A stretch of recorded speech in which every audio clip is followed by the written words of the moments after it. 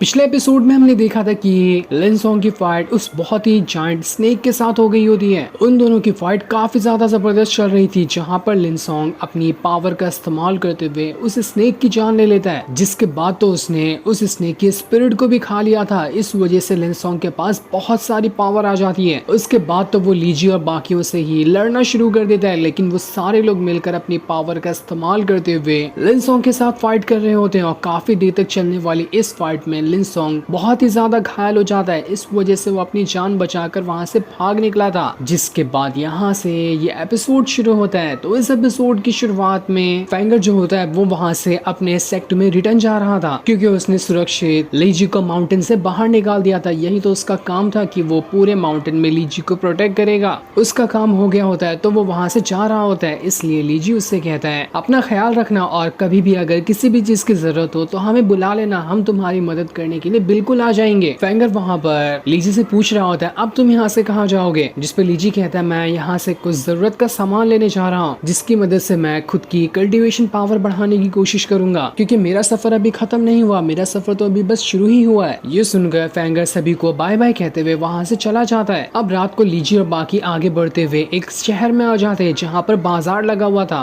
वो जगह काफी ज्यादा सुंदर लग रही होती है। लीजी वहाँ पर से काफी सारी चीजें खरीद लेता है जो उसके खाने के काम आएगी, क्योंकि काफी टाइम से उसने कुछ अच्छी चीज नहीं खाई थी। ऐसे ही खाने पीने की चीज खाते हुए लीजी जब आगे बढ़ रहा होता है तब उससे काफी सारे लोग दिखाई देते हैं, जो एक जगह पर जमा होकर किसी तरह के पोस्टर को देख रहे थे। लीजी जैसे ही वहाँ पर जाता है अचानक से ही उसके पास एक बर्ड आ जाता है। उस बर्ड को लिंग लॉन्ग ने ही भेजा था। जैसे ही लीजी उस बर्ड के पास लगा हुआ लेटर देखता है और उसे पढ़ता है तो वो हैरान रह जाता है। उसे पता चल चुका था कि इसे लिंग लॉन्ग ने भेजा है और उसकी माँ अभी ज्यादा काफी परेशान है, इसलिए वो लीजी को जल्दी से घर पर बुला रही है ताकि वो उन्हें वहां जाकर बचा सके। ये पढ़कर तो लीजी परेशान हो जाता है कि आखिर लिंग लॉन्ग के साथ क्या हो गया। तभी वहां पर प्रिंसेस और शीशी भी आ जाते हैं, जिन लोगों ने तो आधा से ज्यादा बाजार ही खरीद लिया था। लीजी कहता है तुम्हें पता है मुझे एक बहुत जरूरी काम आ गया, मुझे घर जाना पड़ेगा, वहाँ पर एक छोटा सा काम है। ये सुनकर शीशी और प्रिंसेस जो होते हैं वो भी उसके साथ जाने के लिए तैयार हो जाते हैं, जिसके बाद सभी वहाँ से लीजी के घर की तरफ जाने के लिए निकल चुके थे ताकि देख सके कि असल में लिंग लॉन्ग को क्या परेशानी है। वो लोग काफी वीरान रास्ते से होकर आगे बढ़ रहे होते हैं, जहाँ रास्ते में वो तीनों बातें कर रहे थे, लेकिन तभी वहाँ पर पीछे कोई बंदा आ रहा होता है जो चुपके से इन तीनों के ऊपर ही नजर रखे हुए था। जिसके बाद वो बंदा उन तीनों के सामने ही आ जाता है। उसे देखकर तो लीजी भी हैरान रह चुका था कि अजीब सा बंदा जिसने मास्क लगाया ये यहाँ पर कैसे आ गया। वो अपना रास्ता बदलने की कोशिश करता है, लेकिन जैसे वो दूसरे रास्ते से आता है वहाँ पर लाओसन आ चुका था, जो यहाँ पर आकर लीजी को घेर लेता है। और अब देखते ही देखते चारों तरफ से कई सारे लोग आ चुके थे, जो सभी यहाँ पर लाओसन के ही साथी होते हैं। और वो लोग यहाँ पर लीजी की जान लेने के लिए आए थे। लाओसन कह रहा होता है पिछली बार मैं बड़ी मुश्किल से तेरे हमले से बच गया था, लेकिन इस बार मैं तुझे नहीं छोड़ूंगा, इस बार तो मैं तेरी यहाँ पर जान लेकर ही रहूंगा। जिसके बाद अब सारे के सारे लोगों ने लीजी की तरफ बढ़कर उसके ऊपर हमला करना शुरू कर दिया था, लेकिन लीजी अपने वेपन का इस्तेमाल करते हुए सभी के ऊपर अटैक कर रहा होता है। इसके बाद तो अब देखते ही देखते शीशी और प्रिंसेस भी वहाँ पर आ चुके थे, जो सभी पे हमला करने के बाद वहाँ से भागना शुरू कर देते हैं। ये देखकर लाओसन कहता है सारे लोग उनके पीछे जाओ। जिसके बाद तो लाओसन ने अपनी मॉन्स्टर स्पिरिट को बाहर निकाल लिया था, जो स्पिरिट काफी ज्यादा डेंजरस और भयानक दिखाई दे रही होती है। वो मॉन्स्टर स्पिरिट अपनी पावर का इस्तेमाल करते हुए लीजी और बाकियों के ऊपर अटैक कर रही थी। जैसे उसका अटैक जहाँ पर भी लगता वो जगह पूरी बर्बाद हो जा रही हो। जिस जानवर के ऊपर बैठकर ये लीजी और बाकी आगे बढ़ रहे थे, उस मॉन्स्टर के हमले से वो जानवर भी वहीं पे मारा जाता है। ये देखकर तो अब शीशी और बाकियों ने सीधा लाओसन के ऊपर ही अटैक करना शुरू कर दिया था। वो लोग वहाँ पर अपनी पावर का इस्तेमाल करते हुए लाओसन और उसके मॉन्स्टर के ऊपर अटैक कर रहे होते हैं, और जैसे उन्हें मौका मिलता वो लोग वहाँ से भागने की भी कोशिश करते,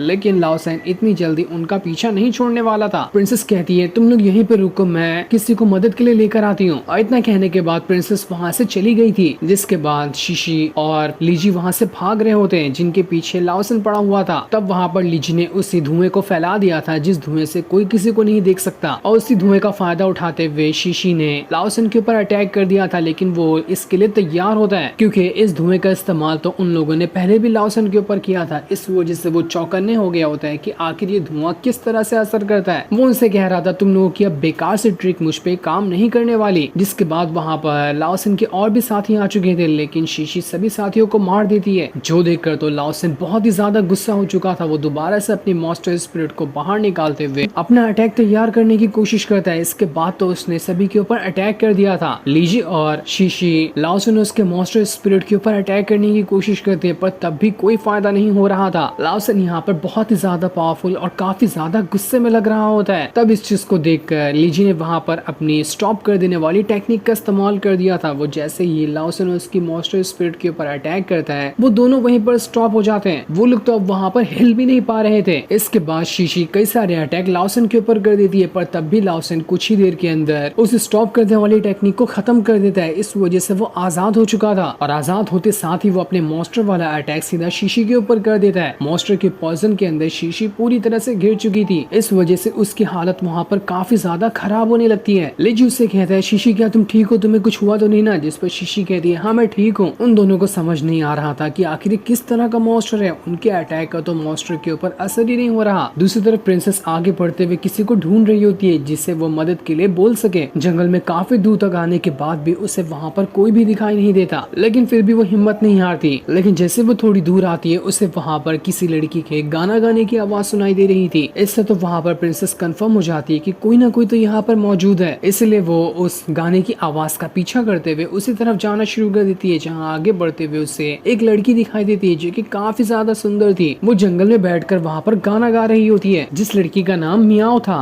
प्रिंसेस उससे कहती है, क्या तुम यहाँ पर अकेली हो या फिर तुम्हारे साथ कोई और भी है? जिस पर मियाओ कहती है, नहीं नहीं मैं अकेली नहीं हूँ, यहाँ पर मेरे फादर भी हैं, वो कुछ सामान लाने गए हैं, मैं उन्हीं के आने का इंतजार कर रही थी। प्रिंसेस कहती है, मैं तो काफी दूर से आ रही हूँ, मुझे वहाँ पर कोई भी दिखाई नहीं दिया, सिर्फ तुम मुझे अकेली यहाँ पर दिखाई दी हो। शायद मुझे लगता है कि तुम भी खो चुकी हो। तभी वहाँ की जमीन काफी ज्यादा हिलने लगती है। ऐसा लग रहा था कि यहाँ पर तूफान आ रहा है। प्रिंसेस मियाओ से कह रही होती है, मियाओ तुम्हें घबराने की जरूरत नहीं है, अगर यहाँ पे कोई मुसीबत आएगी तो मैं तुम्हें बचा लूंगी। तभी वहाँ पर मियाओ के फादर आने लगते हैं। उनके ही चलने की वजह से यहाँ पर तूफान आ रहा था, पर अभी हमें मियाओ के फादर की शक्ल नहीं दिखाई जाती। दूसरी तरफ जैसे ही पॉइजन का असर शीशी पे हुआ था, धीरे धीरे करते हुए उसकी हालत खराब होने लगती है। वो ठीक से अभी खड़ी भी नहीं हो पा रही थी। लाओसन वहाँ पर कह रहा होता, देखा मेरे मॉन्स्टर स्पिरिट का कमाल, एक बार अटैक से ही तुम लोगों की हालत खराब हो गई, तुम लोग आज बचकर कहीं नहीं जाने वाले, मैं तुम सबको मार डालूंगा। लीजी वहाँ पर अपने वेपन का इस्तेमाल कर रहा होता है, फिर भी कोई फायदा नहीं होता। लाओसन ने उसके ऊपर भी अटैक करते हुए उसे दूर फेंक दिया था, जिसके बाद वो शीशी का गला दबाते हुए उसे वहाँ से ले जाने लगता है। वो उससे पूछता है, बता कि आखिर फेंगर कहाँ है, मुझे उससे भी बदला लेना है। लीजी कहता है, वो चला गया, हमने उसे भेज दिया, वो अपने घर पर जा चुका है। जो सुनकर तो लाओसन काफी ज्यादा गुस्सा हो चुका था। वो कहता है, आखिर ऐसे वो कैसे चला गया? लेकिन भाड़ में जाए, मैं पहले तुम लोगों से अपना